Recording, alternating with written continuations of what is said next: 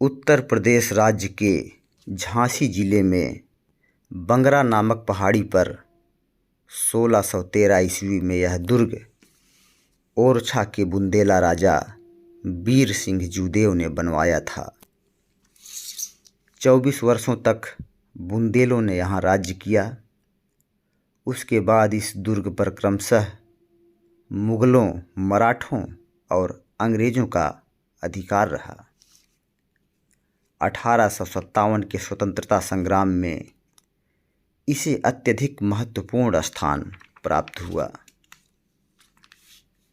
झांसी में रानी लक्ष्मीबाई के इस किले को देखने के लिए दूर दूर से लोग आते हैं।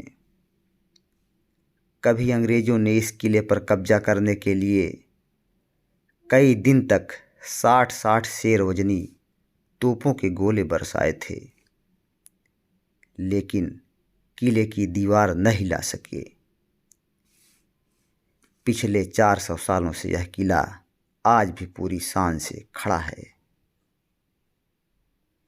इस किले पर कई शासकों का शासन रहा, लेकिन आज भी यह रानी लक्ष्मीबाई किला के नाम से जाना जाता है।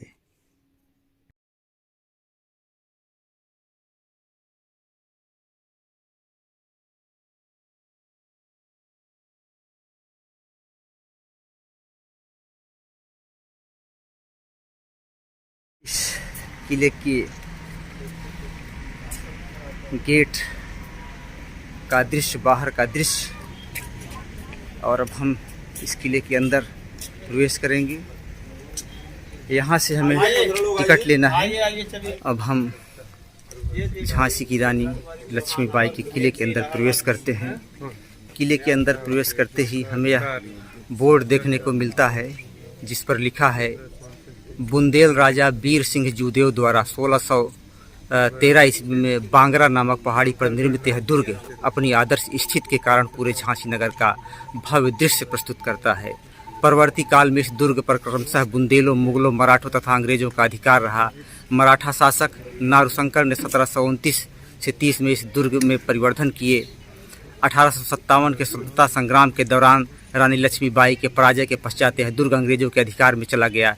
यह दुर्ग 15 एकड़ में फैला है, जिसमें 22 बुर्ज एवं 2 तरफ रक्षा खाई है।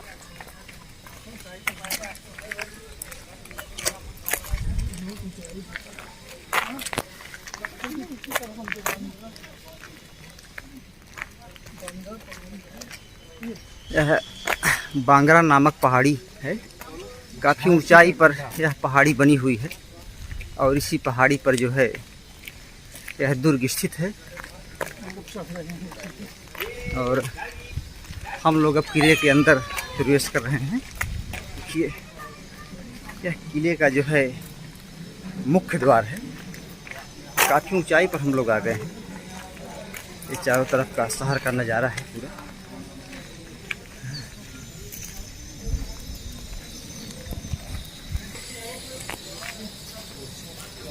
ये मुख्य द्वार है। अब इस द्वार से हम लोग किले के अंदर प्रवेश करते हैं। मैं आपका शुभ चिंतक ज्योति भाई तथा गांव की नई आवाज़ यूट्यूब चैनल पर आपका स्वागत है। इस झांसी के किले का नाम हमने बहुत सुना था। बचपन से ही हमने रानी लक्ष्मीबाई की कहानियाँ पढ़ी थी। सुभद्रा कुमारी चौहान के द्वारा झांसी की रानी लक्ष्मीबाई पर लिखा गया वह महान काव्य रचना झांसी की रानी पढ़ी थी, और आज इस किले को अपनी आंखों से देख रहा हूँ। देखते हैं हम लोग।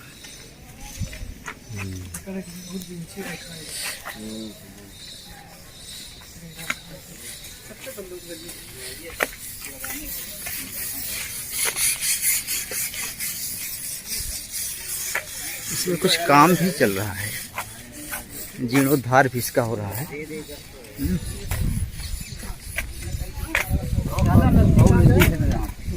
क्या है ये जो है मतलब वो दूर है तो इससे, अच्छा, नजदीक कुछ है तो इससे, अच्छा, और निकट है तो इससे। अच्छा, इससे बंदूक ये सब बनाए गए हैं। बहुत बढ़िया।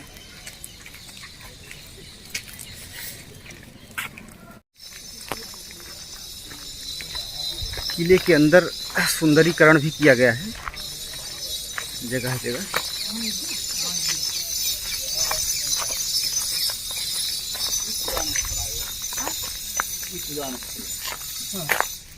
उदान स्थल। हाँ जब यह किला अंग्रेजों के सेना से घिर गया था हाँ हाँ तो रानी लक्ष्मीबाई ने अपने प्राण बचाने के लिए यहीं से कूदी थी। चल के अब और- उस और अपना उन्होंने मुकुट उनको हाँ झलकारी बाई को दे दिया था। मतलब अपना और झलकारी बाई रानी लक्ष्मीबाई के बेस में हम्म, मोर्चा संभाला और सही रही। चल के अच्छा एक चीज़ और है कि जो भी दृश्य दिख रहा है वो बहुत साफ दिख रहा है। इस किले से झांसी शहर का हम पूरा विहंगम दृश्य देख पा रहे हैं।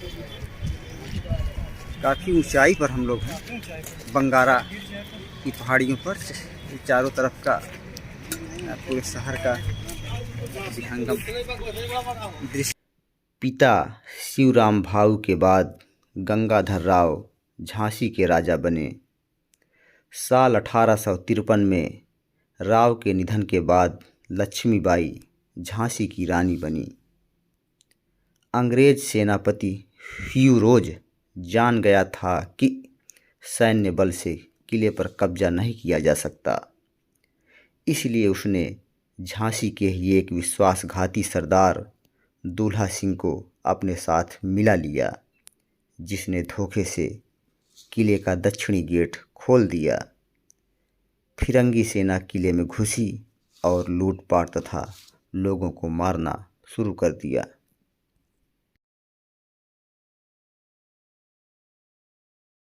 अब हम झांसी की रानी लक्ष्मीबाई का उदान स्थल देखने चल रहे हैं। जब वे पूरी तरह से अंग्रेज़ों से घिर चुकी थी और कोई रास्ता नहीं बचा था, तो अपने बेटे को अपनी पीठ पर बांधकर उन्होंने किले के ऊपर से छलांग लगाया था। इस उदान स्थल के पास यह बोर्ड लगा हुआ है। दो बुर्जियों के बीच स्थित यह वर्गाकार चबूतरा उस स्थल का प्रतीक माना जाता है जहां से रानी अपने दत्तक पुत्र दामोदर राव को लेकर अपने घोड़े के साथ 4-5 अप्रैल 1858 की रात्रि किले से बाहर निकल गई थी। प्राकृतिक ढाल के सहारे एवं अपने अदम्य साहस के बल पर रानी किले से निकलकर कालपी और वहां से ग्वालियर पहुंची, जहां दुश्मन के साथ युद्ध करते हुए वीर गति को प्राप्त हुई। अब हम उस उदान स्थल को देखने चल रहे हैं। बहुत ऊंचाई पर बना हुआ है।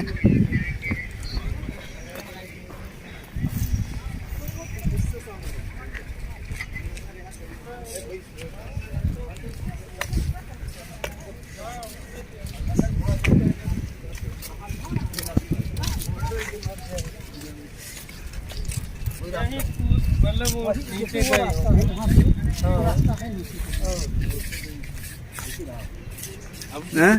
कहने वाले अपना बना देते हैं। जंप नहीं भाई, जंप ऐसे थोड़ा नीचे उतर ही नहीं। द्वार था भाई, द्वार था इधर। वही द्वार है।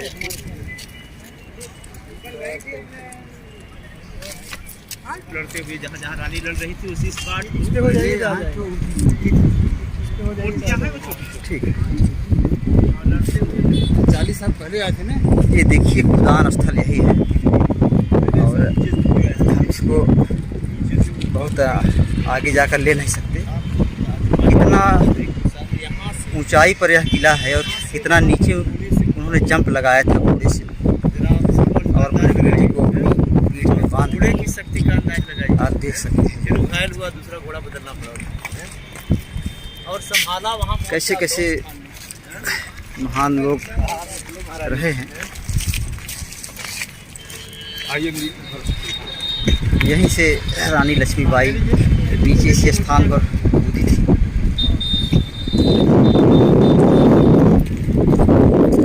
यहाँ से पूरा झांसी रानी लक्ष्मीबाई का जन्म वाराणसी में 1828 को हुआ था।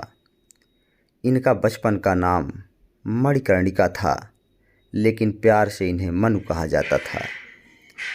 1842 में उनका विवाह झांसी के राजा गंगाधर राव के साथ हुआ। 1853 में राजा गंगाधर राव का स्वास्थ्य बहुत अधिक बिगड़ जाने पर उन्हें दत्तक पुत्र लेने की सलाह दी गई। राजा गंगाधर राव की मृत्यु के बाद अंग्रेजों ने हड़प नीति के तहत झांसी के किले पर कब्जा करने के लिए आक्रमण कर दिया। पंचमहल मूलतः यह एक पंचतलीय भवन था जो राजा वीर सिंह जोदेव द्वारा निर्मित कराया गया था। रानी लक्ष्मीबाई ने भी विशेष रूप से इसके भूतल का प्रयोग किया जो उनके सभा कक्ष के काम आता था। प्रथम तल के एक कक्ष में रानी ठहरती थी।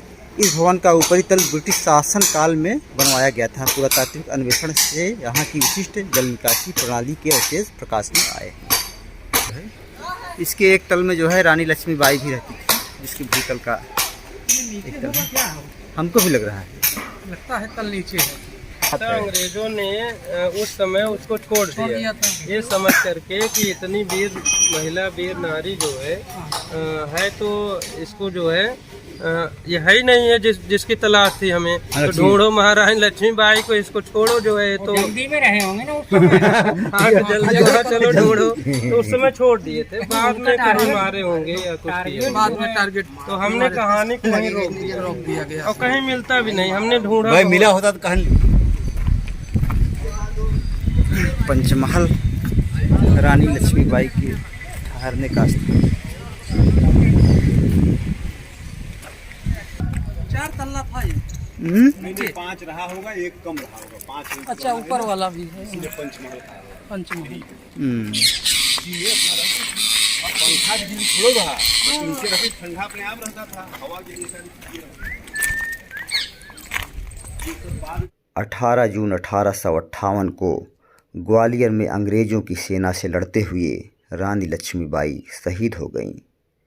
लड़ाई के दौरान अंग्रेज़ जनरल ह्यूरोज ने टिप्पणी की कि रानी लक्ष्मीबाई अपनी सुंदरता, चालाकी और दृढ़ता के लिए उल्लेखनीय तो थी ही, विद्रोही नेताओं में सबसे अधिक खतरनाक भी थी।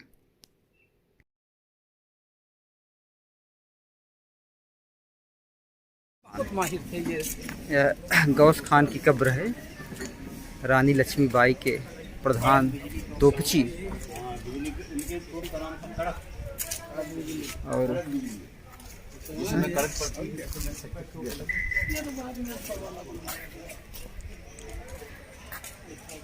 गुलाम गौस खां मुख्य तोपची, मोतीबाई महिला तोपची, खुदा बख्श अश्वारोही नेता।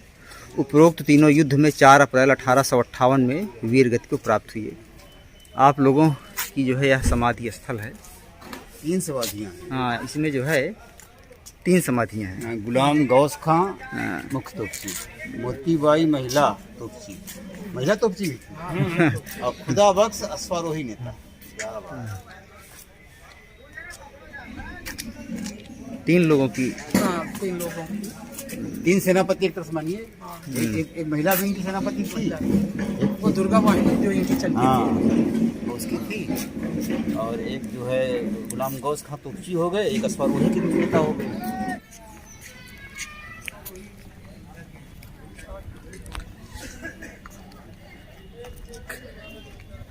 कड़क बिजली तोप इतिहास का जो है सबसे रोमांचकारी स्थान। कड़क बिजली तोप गंगाधर राव के काल की इस तोप की मुखाकृति सिंह सदृश है तथा इसके नेत्र एवं भाव कलात्मक ढंग से बनाए गए थे। चलने पर यह तोप बिजली सी कड़क उत्पन्न करती थी, संभवतः इसीलिए इसे यह नाम दिया गया।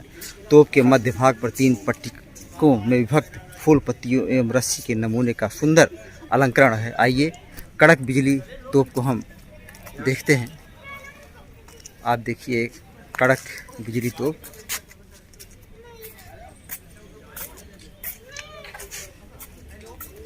इसे मुख्य तोपची गौस खान जी चलाया करते थे, रानी लक्ष्मीबाई की।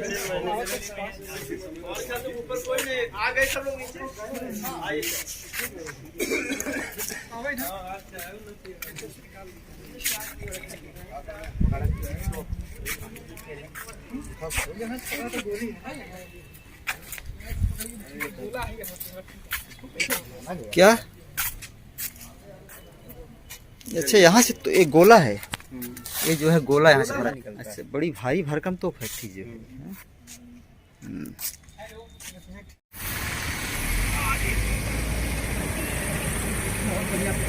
ऊपर किले से जहाँ से झांसी की रानी लक्ष्मीबाई नीचे कूदी थी, अभी हमने ऊपर देखा कहाँ से कूदी थी। अब उसके बाद हम नीचे चलते हैं, स्थान को देखते हैं जहाँ से कूदी थी रानी लक्ष्मीबाई। ये देखिए ये स्थान है।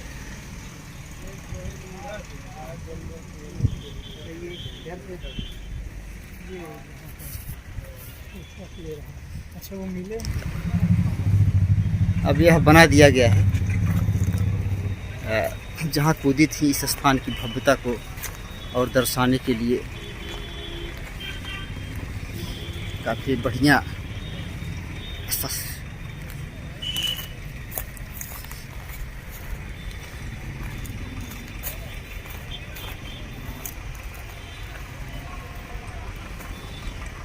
शानदार पूरी झांसी रानी लक्ष्मीबाई के जीवन की पूरी कहानी को चित्रों के माध्यम से, कला के माध्यम से दर्शाया। तलवार का हिस्सा यह टूट कर गिरा हुआ है।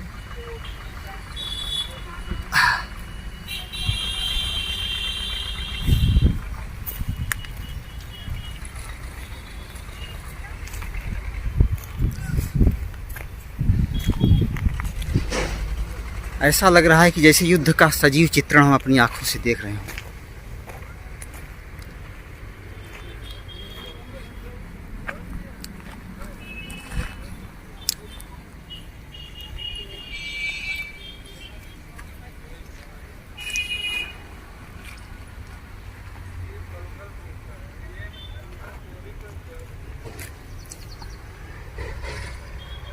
रानी के विश्वास पात्र सेनापति जवाहर सिंह।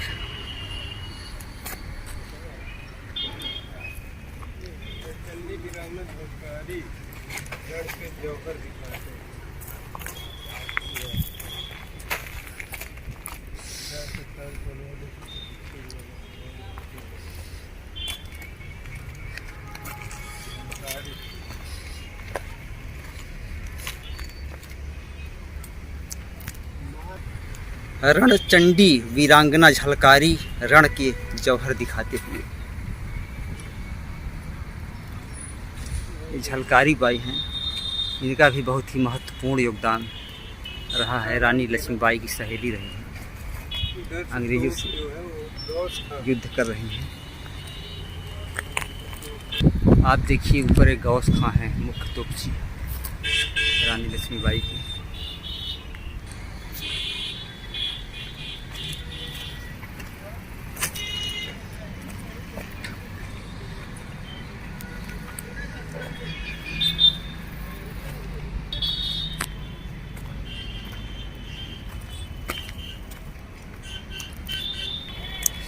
यह तोप है।